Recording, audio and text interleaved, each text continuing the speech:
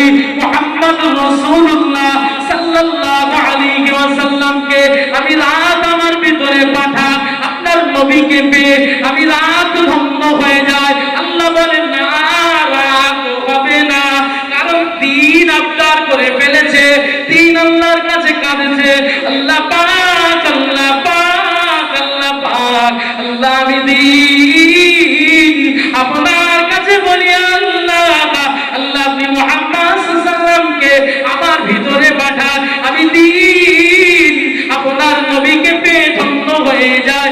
আল্লাহ বলে, যাবি তোর দোয়া আমার দরবারে কবুল হবে না, তোর আরজি আমার দরবারে কবুল হবে না, কারণ রাত আমার কাছে চেয়েছে মুহাম্মদ সাল্লাল্লাহু আলাইহি ওয়াসাল্লামকে। আল্লাহ বলে, যাবি, আল্লাহ বলে, যারা আমি আল্লাহ পাক জানিয়ে দিলাম, আমি তোর দোয়া রেখে দিলাম, তুই দিন তোর দোয়া আমি আল্লাহ কবুল করে নিলাম। আমি দুটোকে সামঞ্জস্য করে সুবহে সাদিকে নবী মুহাম্মদ রাসূলুল্লাহকে পৃথিবীর জমিনে ভূমিষ্ঠ করাবো। আরো জোরে বলেন সুবহানাল্লাহ। রাত আল্লাহর কাছে কাছে, আল্লাহ আমি ধন্য হব, আমার ভিতরে পাঠান। আর আবু জেহেল নবীকে পেয়েছে, জাহান্নামের কুকুর হয়ে মারা গিয়েছে। আবু জেহেল কি জানতো না যে মুহাম্মদ সাল্লাল্লাহু আলাইহি ওয়াসাল্লাম নবী? কথা বলেন না কেন? জানতো। অহংকার, আমি বড়, আমি বড়, हम बड़ा है, हमसे बड़ा कोई नहीं है, এই আকীদার মানুষগুলো ধ্বংস হয়ে যাবে। আল্লাহ নবী জানিয়েছেন, লা ইয়াদখুলুল জান্নাহ ক্বালা যাররাতিন মিন কিবরি। আল্লাহ নবী বলেছেন, লা ইয়াদখুলুল জান্নাহ, কোন মানুষের ভিতরে যদি যাররা পরিমাণে অহংকার থাকে, আমি রাসূলুল্লাহ বলছি, ওই ব্যক্তিটা জান্নাতে যাবে না। हमसे बड़ा कोई नहीं, এত অহংকারী কথা, তোমার থেকে বড় কেউ নেই, এটা তুমি কিভাবে বললে? টাকা আছে, আল্লাহ সিজ করে দেবে, একটা ঘোড়া লাগিয়ে দেবে, তোমার কোটি কোটি টাকা ঘোড়ায় ঢুকে যাবে। অহংকার ছেড়ে দিতে হবে। ইবলিস মনে আছে তো, অহংকার করেছিল, জাহান্নামের কুকুর।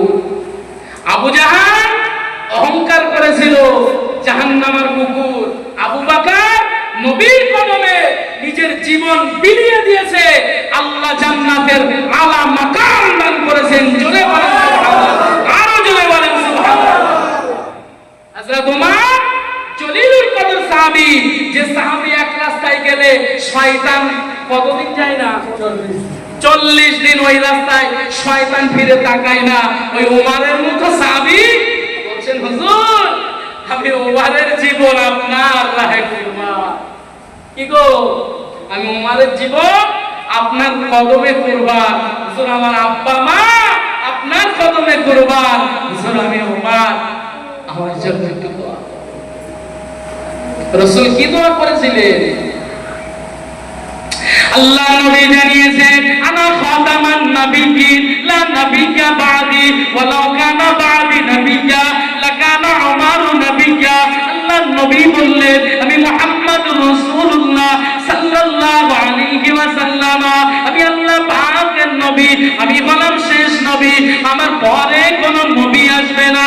আমি রাসূলুল্লাহ জানিয়ে দিলাম, আমার পরে যদি কেউ নবী হতো, ওই ব্যক্তিটা আমার সাহাবা আবু বকর হতো না, ওই ব্যক্তিটা আমার সাহাবা আলী উসমান হতো না, ওই ব্যক্তিটা আমার সাহাবা হযরত জাফর ইবনে আব্দুল্লাহ হতো না, ওই ব্যক্তিটা আমার সাহাবা তালহা জুবাইর হতো না, লাকানা উমর নবিয়্যা, ওই ব্যক্তিটা হতো আমার সাহাবী হযরত ওমর ফারুক। নবীর কদমে নিজের জীবন কুরবান করেছে। রাসূল বলেছেন যে আমি হলাম শেষ নবী, আমার পরে কেউ নবী হবে না, তবে নবী হওয়ার যত যোগ্যতা আছে সমস্ত যোগ্যতাই হযরত ওমরের ভিতরে আল্লাহ দিয়েছেন। আরো একবার বলেন সুবহানাল্লাহ। কারণ কি? ইত্তেবা শুরুতে হাত কোরআনের আয়াত পড়েছিলাম ফাত্তাবিউনি, মনে আছে? মনে আছে? ওয়াজ আমি আজ সর্বশেষ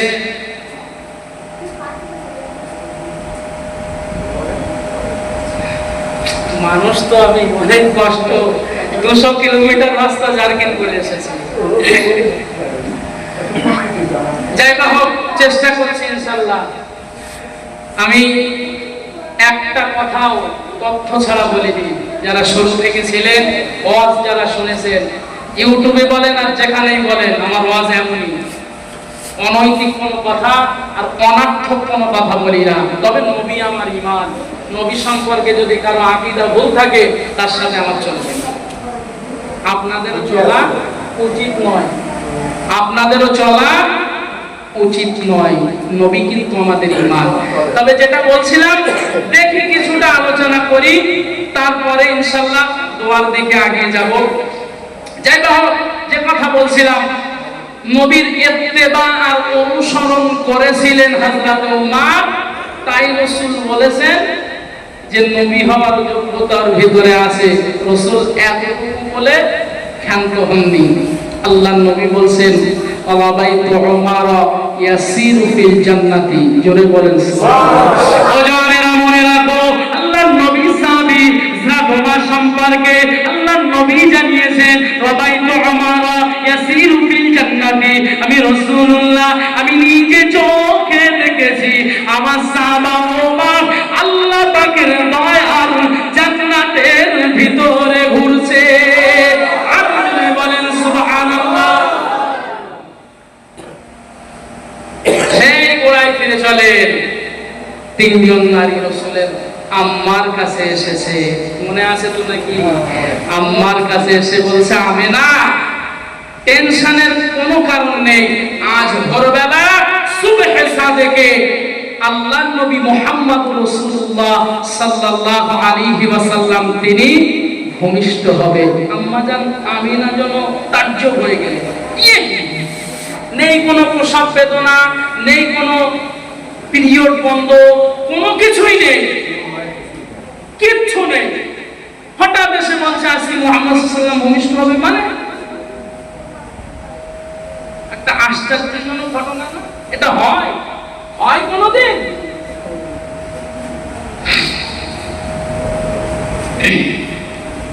আম্মা জান আমিনা ঘরের ভিতরে চুপটি মেরে বসে রইলেন। আস্তে আস্তে সময় গড়াতে লাগলো। সময় যেতে যেতে ঠিক যখন সুবহে সাদিক চলে আসলো, পশ্চিম আকাশে, পূর্ব আকাশে একটু লাল আভাস চলে আসছেন। হঠাৎ করে তিনি দেখতে পেলেন তেনার ওই ছোট্ট কুড়ে ঘর থেকে এক টুকরা নূরের ঝলক মক্কা, মদিনা, শাম, সিরিয়া সহ সব আলোকিত করে দিয়েছেন।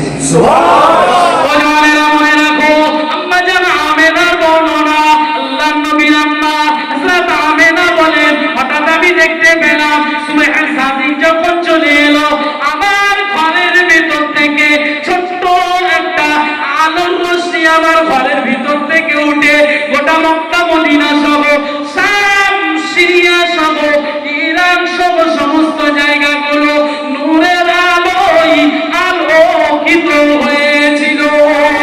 আরো জোরে বলেন সুবহানাল্লাহ। আল্লাহর নবী ভূমিষ্ঠ হলেন, পৃথিবীর জমিনে আসলেন। আম্মা আমিনা কখনো বুঝতে পারেননি। রাসূল মাওয়াহিবুল লাদুনিয়া গ্রন্থে লিখেছে আল্লাহর নবী সাল্লাল্লাহু আলাইহি ওয়াসাল্লাম সিজদা হালাতে পৃথিবীতে ভূমিষ্ঠ হয়েছিলেন।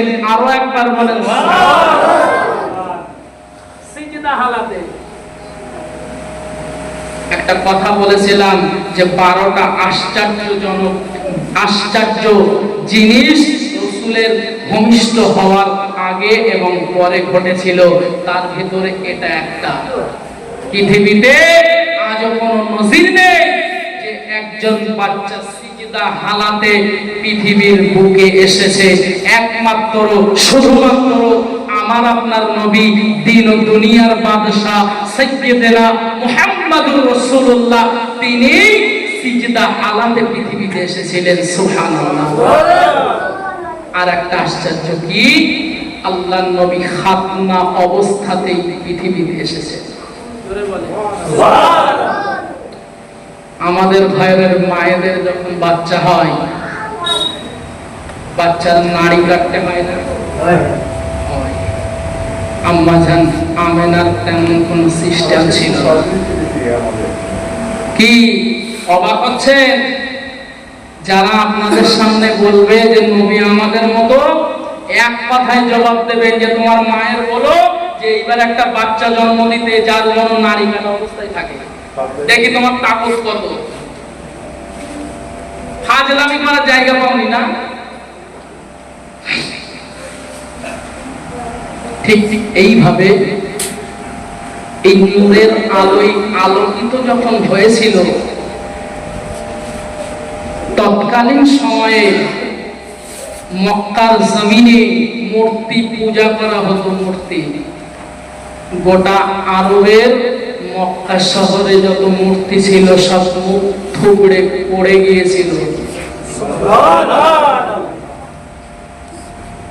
আরো অনেকগুলো আছে, অত কিছু বলার অবকাশ আমি পাবো না, তবে কিছু কথা না বললে নয়, তাই বলছি। সর্বশেষ একটা কথা বলবো ইনশাআল্লাহ। এইভাবে একদিন দুই দিন পার হলো, রসুলের ফুফু আম্মা জান হযরত সুয়াইবা, নাম শুনেছেন? তিনি রসুলকে সর্বপ্রথম দুধ খাইয়েছিল। তিনার কাছে রসুল দুধ খেয়ে, তৎকালীন সময়ে সিস্টেম ছিল দুধ মাতার সিস্টেম, মা প্রসব করার পরে ছেড়ে দেবে আর বাইরে দুধ মারা খাওয়াবে, তার বিনিময়ে কিছু অর্থ গ্রহণ করবে। তৎকালীন সময়ে প্রথা ছিল, সেই প্রথায় রসুল মানুষ হয়েছিলেন। কিন্তু সিরাতে হালাবিয়ার ভিতরে লেখা আছে একজন সাধারণ বাচ্চা 6 মাসে যতটা বড় হতো, আল্লাহর নবী মুহাম্মদুর রাসূলুল্লাহ সাল্লাল্লাহু আলাইহি ওয়াসাল্লাম 1 মাসে ততটা বড় হতো। একজন সাধারণ বাচ্চা 6 বছরে যতটা বড় হতো, আল্লাহর নবী মুহাম্মদুর রাসূলুল্লাহ 1 বছরে ততটা বড় হতো। আছে নবীকে নিয়ে তো বলো আমাদের মতো দেখা একটা।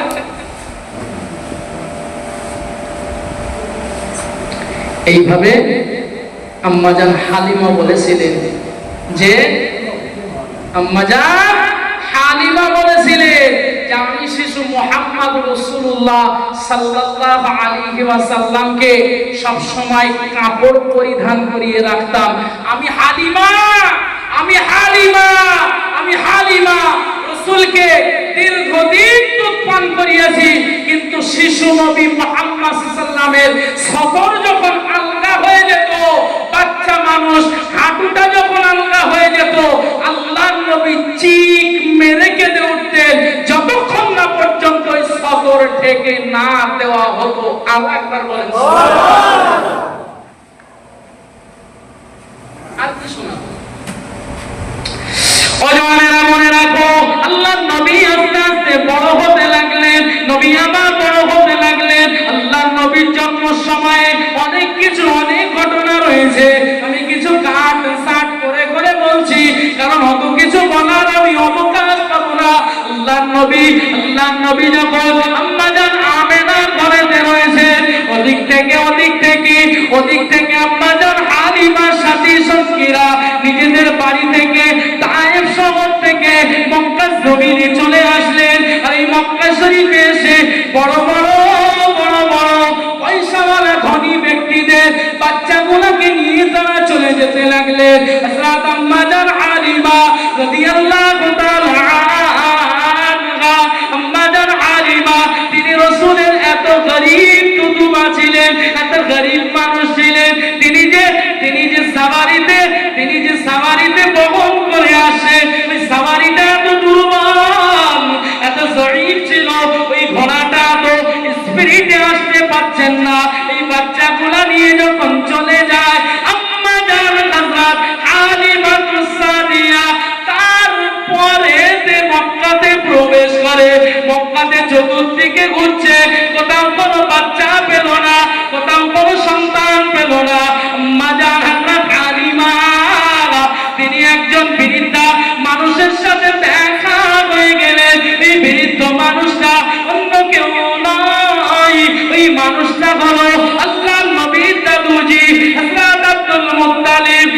আব্দুল মুত্তালিবের সাথে দেখা হওয়ার পরে আব্দুল মুত্তালিব হালিমাকে ডেকে বলছে, ও হালিমা, হালিমা, হালিমা, আমার বাড়িতে একটা সন্তান রয়েছে, কিন্তু তার আব্বা জান পৃথিবীতে নাই, সে কিন্তু বড্ড গরিব মানুষ, তোমার যদি পছন্দ হয় তুমি ওই ছোট্ট সন্তানটাকে নিজের দুধ পানের জন্য নিতে পারো। আরো যদি বলেন সুবহানাল্লাহ।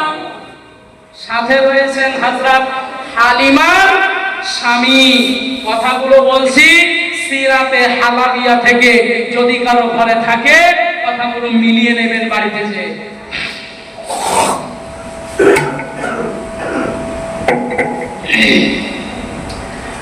সাথে রয়েছেন হযরত হালিমার স্বামী। হালিমার স্বামী হালিমাকে বলছে, হালিমা, এই এতিম বাচ্চা কিছু দিতে পারবে না, আমরা তো এই করে খাই, আর ওর মা যদি কিছু না দিতে পারে তো ওকে নিয়ে লাভটা কি হবে? খাওয়া ওকে নিয়ে লাভ আছে? আম্মাজান হালিমা বলছে, স্বামী, গোটা মক্কা শহর ঘুরে দেখলাম একটাও বাচ্চা নেই, তাই এতিম হোক আর যাই হোক একটা বাচ্চা তো নিয়ে যায়। তা বাচ্চা নিয়ে যায়, তা বাকি যা আছে আল্লাহ রাব্বুল আলামিন ভালোই জানে। হালিমার এই কথা শুনে স্বামী বলছে, যাও হালিমা, যেটা ইচ্ছা সেটা করো।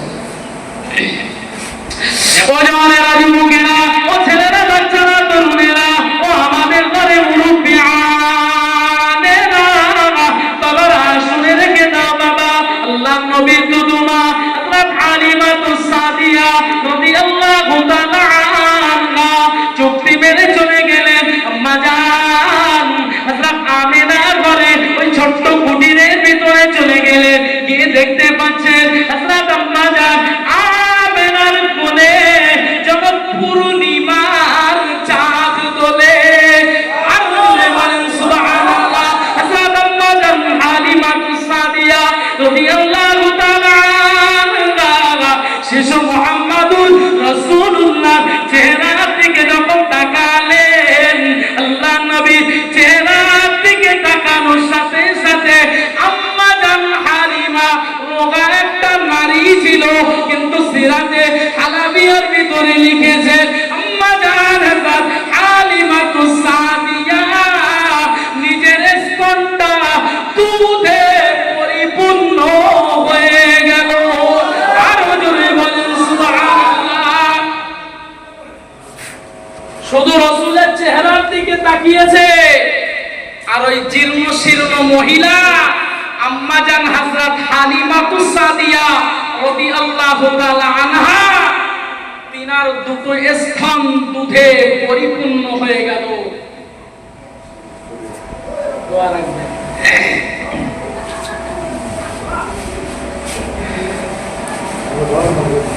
কথা বুঝেন, খেয়াল আমার দিকে করেন, আমি আপনাদেরকে আর বিরক্ত করব না, একদম শর্ট করে দিচ্ছি। এখনো রাসূলের সিরাতে কিচ্ছু আলোচনা করিনি, সবে শুরুয়াত। আমার মতো হুজুরের দ্বারাই রাসূলের সিরাত বর্ণনা করা আর পরে শেষ করা সম্ভব।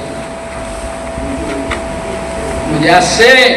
আম্মা জান হালিমার স্তন যখন পরিপূর্ণ হয়ে গেলেন, আম্মা জান হালিমা আর সহ্য করতে পারলেন না, আল্লাহর নবীকে আম্মা আমেনার কোল থেকে নিয়ে নিজের ডান স্তনটাকে বার করে রাসূলুল্লাহর মুখেতে দিয়ে দিলেন। আল্লাহর নবী শিশু মুহাম্মদ রাসূলুল্লাহ সাল্লাল্লাহু আলাইহি ওয়াসাল্লাম তিনি আম্মা হালিমার ডান স্তনটা চুষতে শুরু করে দিলেন। আরো একবার বলেন সুবহানাল্লাহ। ও জওয়ানেরা, মনে রাখো